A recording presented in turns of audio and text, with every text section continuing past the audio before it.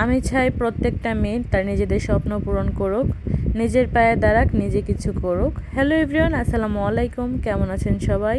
আশা করছি সবাই অনেক ভালো আছেন। বরাবরের মতো আমি আবারও চলে আসলাম নতুন আরেকটি ভিডিও নিয়ে।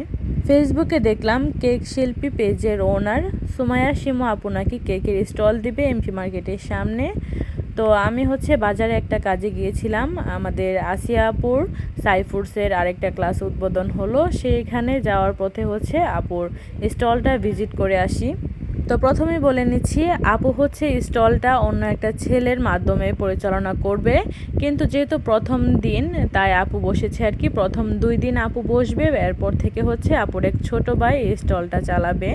আপনারা অনেকে এদিকটা নেগেটিভভাবে নেবেন, কিন্তু তারপরও আমি বলে দিচ্ছি আপু কিন্তু বসবে না, আপু একটা ভাইয়ার মাধ্যমে স্টলটা পরিচালনা করবে। আমি আবারও বললাম, আপু জাস্ট আজকে বসেছে, কালকেও বসতে পারে। জাস্ট আপু সাইডে থাকে, ভাইয়াটাই কেক সেল করে।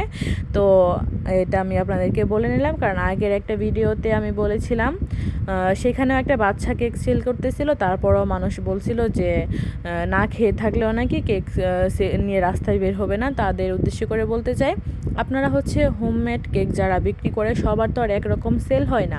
অনেক বেকারসরা আছে যারা 2 দিন 3 দিনে একটা অর্ডার পায়, তাও মিনিমাম 2 পাউন্ড 3 পাউন্ড, এর বেশি তো আর কেউ বাসার জন্য কেক অর্ডার করে না। আমার মনে হয় যে পুরোটা মাসে যারা যাদের কম সেল হয় তারা বসেই থাকতে হয়। সেই ক্ষেত্রে যদি কারো মাধ্যমে কয়েকটা কেক বানিয়ে যদি একটা স্টল দিয়ে প্রতিদিন 3 থেকে 4টা কেক কিংবা 5টা কেক সেল করা যায়, আলহামদুলিল্লাহ ভালো, তার জন্য সে অনেক উপকৃত হবে এই সেলের মাধ্যমে। তাই বলবো, নেগেটিভ মন্তব্য করবেন না, পারলে সাপোর্ট করবেন, না পারলে ইগনোর করবেন। আর উনি কিন্তু ঢাকার ভাইরাল কেকের মতো ভাইরাল হতেও এখানে আসে নাই, উনি শুধুমাত্র ভাইরাল কেকের স্টলগুলো থেকে আইডিয়া নিয়ে এখানে স্টল দিল আর কি। আর আপনারা যারা আপুর কাছ থেকে জন্মদিনের কিংবা যে কোনো অনুষ্ঠানের জন্য কেক অর্ডার করতে চান, আপুর পেজটাকে আমি মেনশন করে দিব এবং আপনার আইডিটাও মেনশন করে দিব। আর কেকের টেস্টের কথা কি বলবো, অনেক বেশি ইয়াম্মি। আমার ছেলে অনেক বেশি পছন্দ করছে, চকলেট ফ্লেভারের কেকটা বেশি পছন্দ করেছে। ওর কাছে এটা একদম একবারে ফিনিশ করে দিয়েছে। আমি আগে জানলে চকলেট ফ্লেভারই বেশি করে আনতাম। তো ওনাদের লোকেশনটা আমি আবারও বলে দিচ্ছি, ওনারা যেখানে বসে আর কি, এমপি মার্কেটের ওই পাশে মাইশা কি জানি গিফট কর্নার মনে হয় ওনার ভাইয়াটার দোকানের নাম, ওই দোকানের সামনে বসে উনি, ওনার স্টলটা আর কি।